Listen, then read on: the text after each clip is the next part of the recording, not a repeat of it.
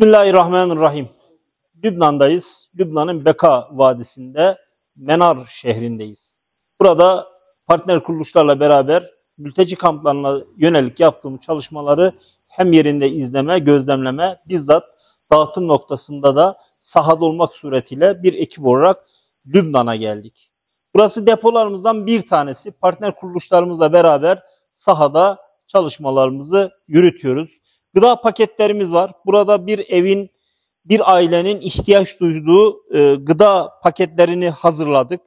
İçerisinde temel ihtiyaç maddeleri var. İnşallah bunları biraz sonra mülteci kamplarında dağıtımlarını gerçekleştireceğiz.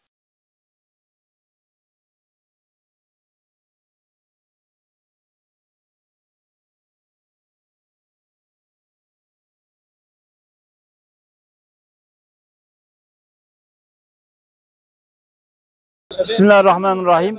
Evet, Beka Vadisi'ndeyiz. Burada Beka Vadisi'nin hemen yan tarafında bir köydeyiz. Kamet Köyü. Burası bir ortaokul.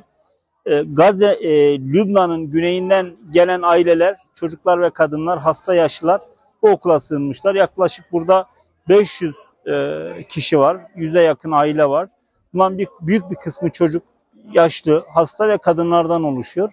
Biz sabahleyin gittik, depolarımızdaki aldığımız yardımlarımızı biraz sonra burada dağıtımlarını gerçekleştireceğiz. Biz inşallah bunları şu anda gerçekleştiriyoruz. İleriki günlerde de aynen bu kamplarda bu çalışmalarımızı yürüteceğiz. Üzülerek ifade ederim ki kendi ülkelerinde mülteci durumuna düşmüş aileler bunlar. Burada da öyle bir durum var. Biz inşallah çalışmalarımızı burada devam ediyoruz.